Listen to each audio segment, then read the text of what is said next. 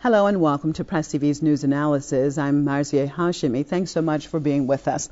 Well, during the latest Republican presidential debate in the United States, many Americans tuning in may have been surprised to learn that, according to most of these candidates, torture is not illegal. It has just been renamed, such as waterboarding can be called enhanced interrogation. Now, they also blatantly supported terror activities against Iran and the assassination of its scientists. The debate might have left many Americans thinking about what has happened to their country, which says it stands for liberty and justice for all.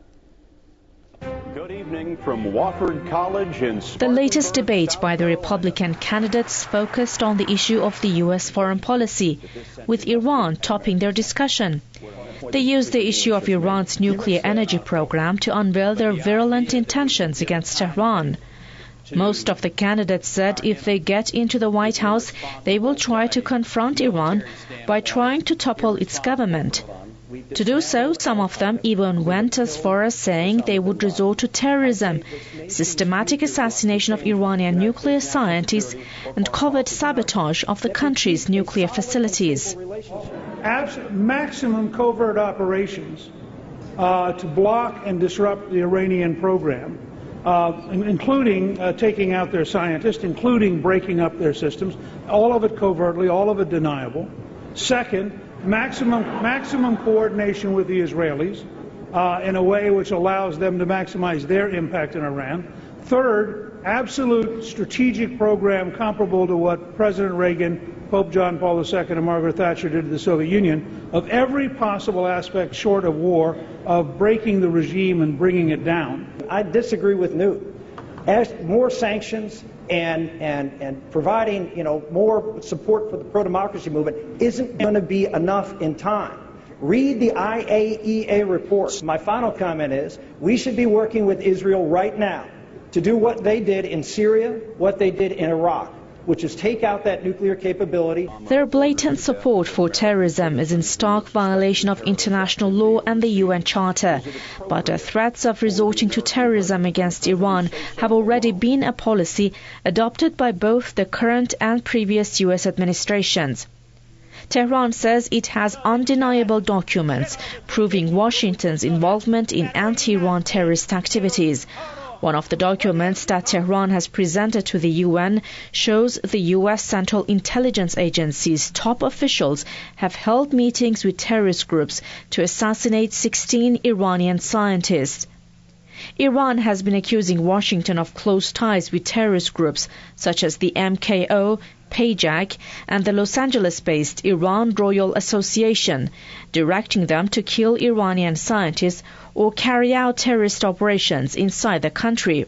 The U.S., along with Israel, also deployed the Stuxnet virus to cripple Iran's nuclear facilities, a move which failed to stop Iran's nuclear program.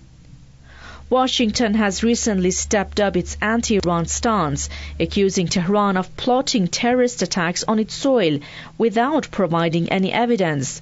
Tehran has denied the allegation as baseless and says it will provide the UN with its own documents on the U.S. state-sponsored terrorism.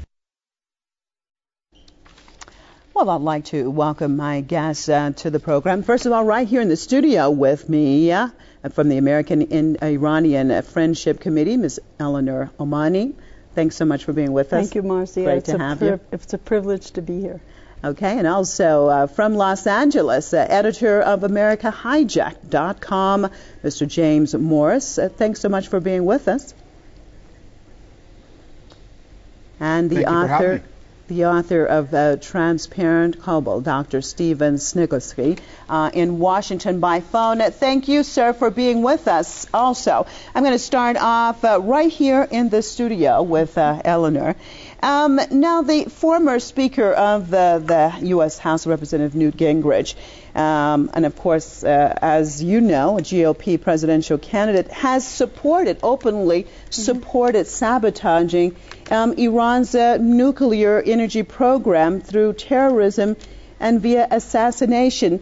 How do you explain these comments? I read them today and I was just appalled that the American political figures can dare to talk against all international law, against the American Constitution, U.S. Constitution, which does not advocate assassinating, killing scientists, breaking down the Iranian regime. The words that Gingrich and even Romney used are just abomination. They do not represent, these words do not represent the majority sentiment of the American people. However, they do represent a very influential section of the American congressional body and some of the, well, I will say it right out, the far right pro-Zionist who dominate the Congress, the U.S. Congress, and that is why they can come out and say such outrageous things, which I think in any other country would just not be acceptable. Okay. Well, I'm going to get back to you. I want to talk about a couple of things that you just mentioned, but let me get James Morris in on this conversation. Now, Mr. Morris, the U.S. has waged 2 wars in the name of fighting against terrorism, and it has killed many people in the course of these wars, including thousands of American soldiers who've lost their lives. But at the same time, it is promoting and engaging in terror activities. How do you explain this contradiction? Well, first of all, thank you for having me back on Press TV. I just had a slight correction to the website. It's actually, my website's actually america-hijack.com. Okay. And to your question, you're talking about the neoconservatives in the American government, actually in America, that have a lot of influence not only on the Republicans in the U.S. Congress, but also in the executive branch. You saw Barack Obama basically attack Libya because of neoconservative pressure that was brought upon Hillary Clinton, along with politicians in France and in the UK as well. But what we're looking at here is the Republicans are basically a mouthpiece for this neoconservative agenda, and that goes back to the invasion of Iraq, which was based on their clean break agenda. It was a war for Israel. It was not a war in America's interest. You had over 5,000 or close to 5,000 American soldiers dead as a result of the war for Israel in Iraq based on that clean break neoconservative agenda. Now they have their sights set on Iran, and we are talking about Mitt Romney and Newt Gingrich, and they are basically propagandists, advocates, as well as John McCain was, for this neoconservative warmongering war for Israel agenda that has Iran and Syria in its sights next. And if you look at Newt Gingrich, he's been, and my good friend Stephen Snagosky, the author of The Transparent Cabal, will elaborate on this further. He's written an excellent book about this, how these neocons got us into Iraq for Israel. They have basically had an agenda to go after Iran for a long time. They are associated with groups like the Jewish Institute for National Security Affairs, JINSA, the Project for the New American Century, which is defunct now only in name only. And you've got, these neoconservative entities. Dick Cheney was associated with them. And even under the George W. Bush regime, Dick Cheney was pushing for military action against Syria and Iran for Israel as well. Fortunately, George Bush didn't listen to him in that second regime, in this second term. And we didn't go to war with Iran. But I'm telling you, I've just seen a recent report. I'll leave it one quick point. I've just seen a recent report that says the Debka file website, which is associated with the Mossad, I believe, has said that the U.S. and Israel may attack Iran as early as next month, December, and that is very concerning. Okay, well, let me get Dr. Snagosky in on this. As our guest, Mr. Morris, talked in Los Angeles and talked about the far right and the neocons and wanting to pull the U.S. in a war against Iran and Syria. Let's look at this a little bit at this point from the American perspective. Why would they want to get in the war with Iran, and how could that benefit the United States when people are taking to the streets there because of the severe situation with unemployment and housing and major economic crisis?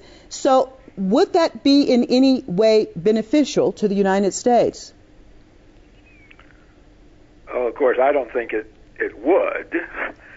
But the argument seems to be that the Iranians are at least the current government,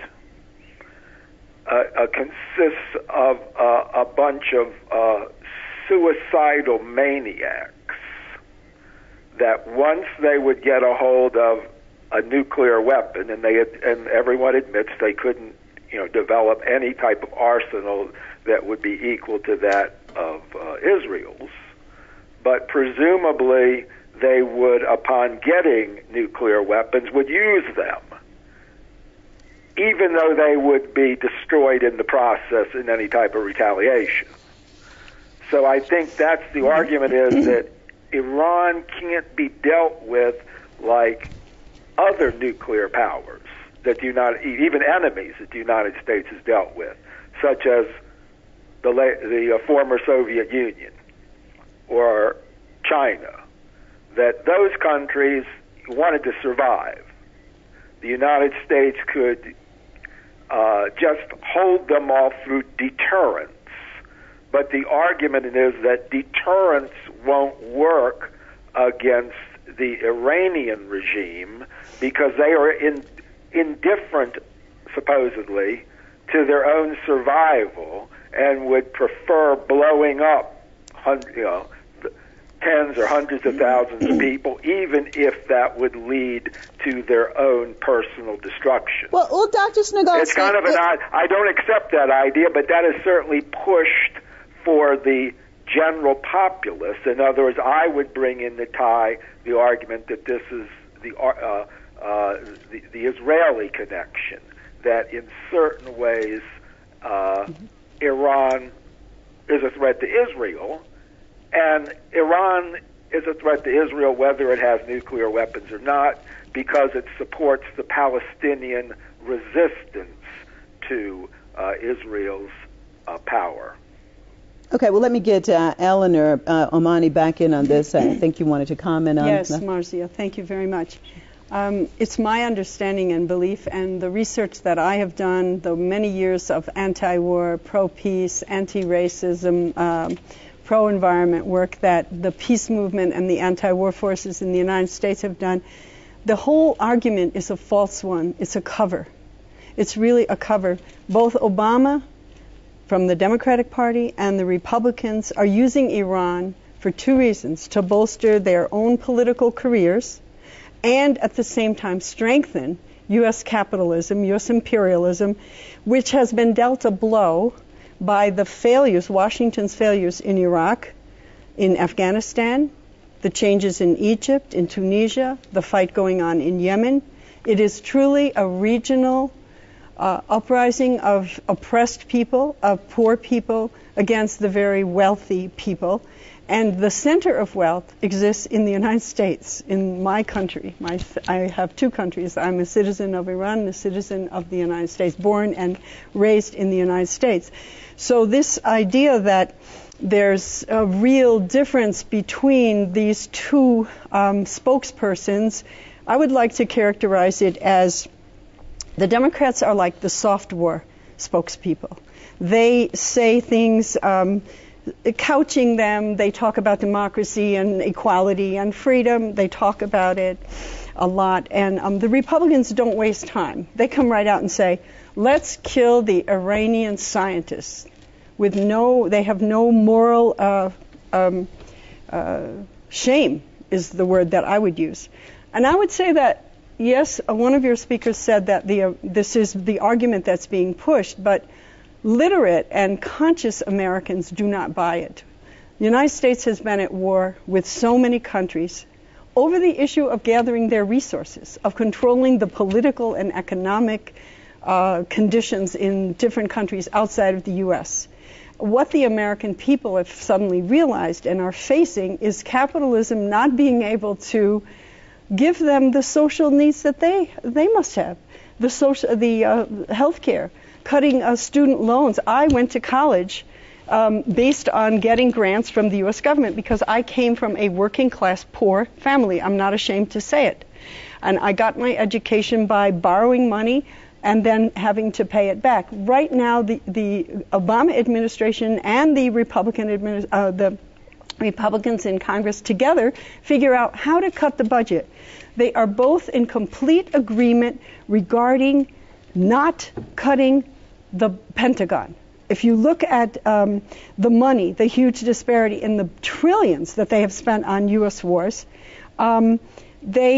when it comes to voting to cut, they cut the social services, both parties. Well, Eleanor, let me just jump in here because if I can add well, go ahead. Take an opposite position there. Mm-hmm. Go ahead. Let's say the capitalist leaders, big business, has been opposed to these wars in the Middle East. If it weren't for big business, the Bush administration would have gone to war on Iran. They were kept out of the war because of the business elements, fearful of what that would do to the oil supply to the West.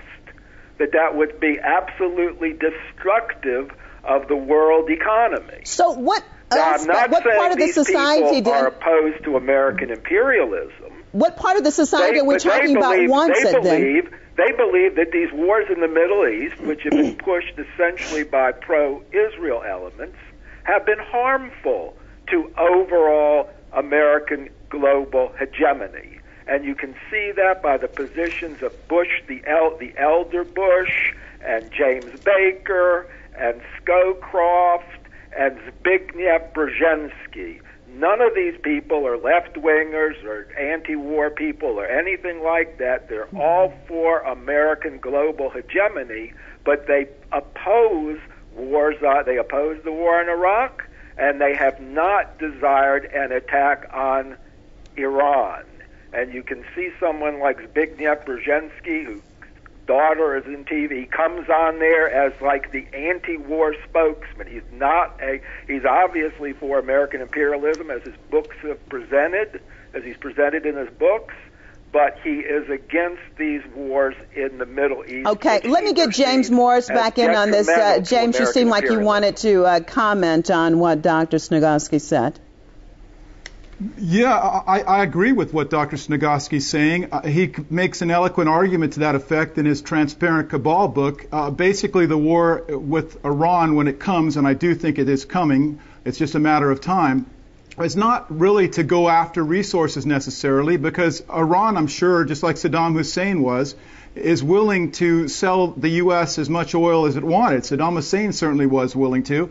And I think you can make an argument that if you looked at the American oil companies and natural gas companies, they would very much like to go into Iran to do business with Iran. But it's the Israel lobby and the upper echelon of that lobby, the neoconservatives, that are preventing that. And they've had much stronger influence over the American government with AIPAC, the American Israel Public Affairs Committee, which the Walton Mearsheimer of the Israel Lobby and U.S. Foreign Policy book discusses.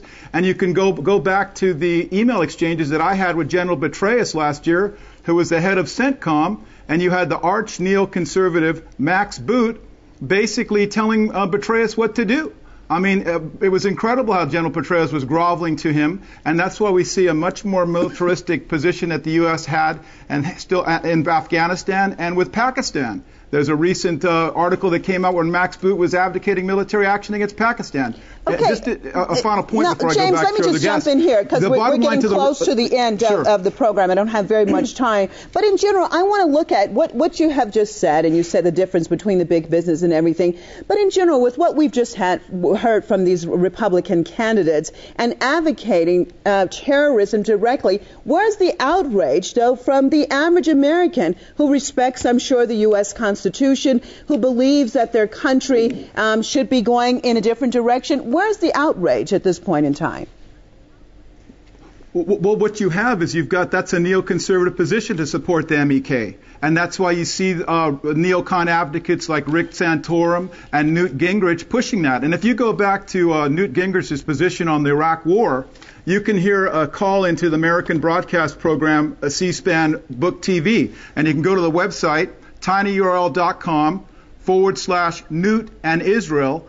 And that's from the neoconzionistthreat.com URL. And you can hear my call for Newt Gingrich. He was basically in with these same neoconservatives pushing the bogus, fraudulent weapons of mass destruction intel, quote unquote, to get us into the Iraq quagmire. And to see him doing similar to get us into Iran for Israel and the neoconservative agenda, it's no surprise to me. You've also got to realize that he was just on CNN recently with the Wolf Blitzer, who's a former AIPAC newsletter editor, and he also wrote for the Jerusalem Post, and he was putting forward the bogus representation that Iran had threatened to wipe Israel off the map. That was fraudulent. The Iranian president never did that. He said if the current regime in Israel continues to oppress the Palestinians like it does, that regime will fade from the pages of history like the Soviet Union did. All right, I'm just about out of time. I'm just about out of time. Now, Eleanor, in general, has the United States just reached a low level of a state of lawlessness that the political leaders can do and say whatever they want, and the international community just have to remain silent? I only have about 30 seconds. Okay, well, they always have had a very jingoistic anti-other person, other country, other nations, other Muslims, other immigrants. We have problems internally in the United States that reflects that. And I think what's happening right now is that by raising the question of Iran as a boogeyman, okay, and internationally, they can sort of, well, Bachmann said it, they can kill two birds with one stone. She said, the table is set for a worldwide nuclear war against Israel. Not true. Obama is willing to stand with Occupy Wall Street, but not with Israel. Again, that's a false formulation, killing two birds with one stone, killing those working class Americans who will continue to speak out and rise up and organize, and unions, and they will challenge this policy. He's right that the media, I mean, two of your speakers, I have to admit, the media dominates by scaring the American people, and the ones who don't read and don't do research clearly can buy the false arguments, and that is a serious issue for all peace. Well, people. I would love to definitely talk to you more on this subject, hopefully another time. Thank you so much for Marzia. being with us. Eleanor Omani, co-founder of the American-Iranian Friendship Committee. And also from Los Angeles, I'd like to thank James Morris, editor of America-hijacked.com. And from Washington, Dr. Stephen Snogalski in Washington. Thank you so much for being with us. And as always, viewers, we appreciate you being with us on another news analysis. Join us same time, same place tomorrow. I'm Marzia Hashemi signing off for myself and all the crew right here in Tehran. Thank you so much and goodbye.